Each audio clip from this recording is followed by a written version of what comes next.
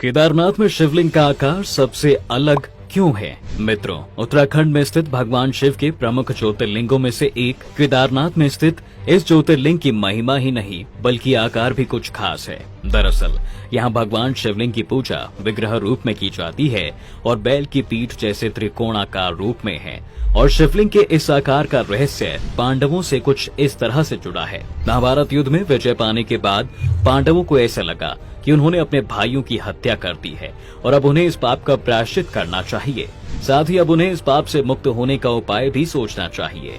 इसलिए पांडव भगवान शिव को खोजते हुए हिमालय पर पहुंच गए, लेकिन उनको भगवान शिव ने दर्शन नहीं दिए और वो अंतर्ध्यान होकर केदार में चले गए। वहीं पांडवों ने भी हार नहीं मानी और वो भगवान शिव को खोजते हुए केदार तक पहुंच गए थे। जब भगवान को यह ज्ञात हुआ तो उन्होंने बैल का रूप धारण कर लिया और वो अन्य पशुओं के बीच में चले गए ताकि उनको कोई पहचान ना पाए। रूप बदलने के बाद भी पांडव उनको पहचान गए।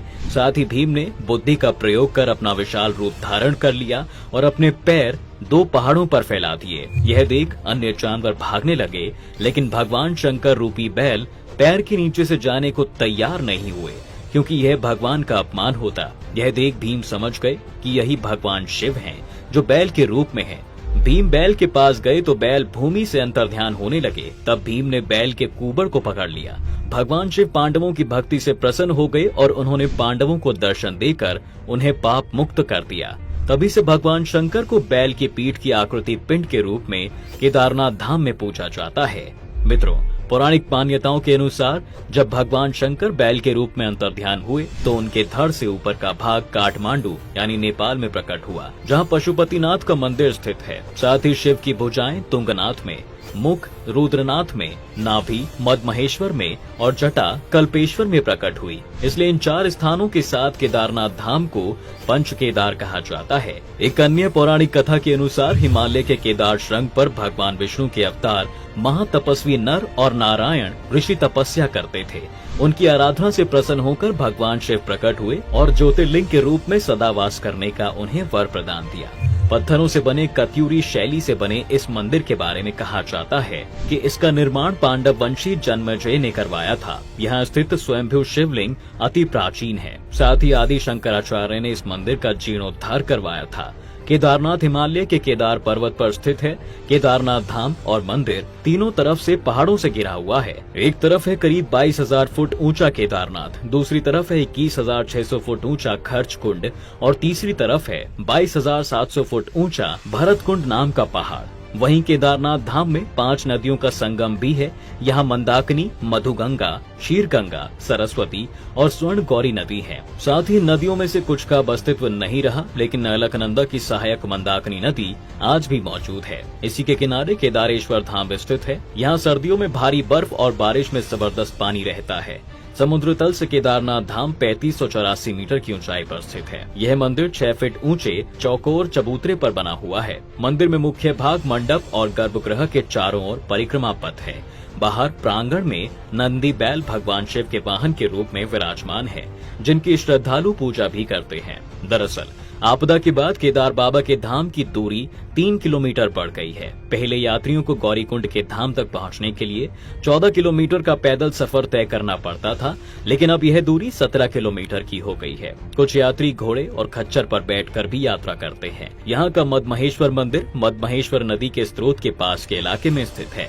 समुद्र तल से 3289 मीटर की ऊंचाई पर स्थित इस मंदिर को दूसरे केदार के रूप में माना जाता है।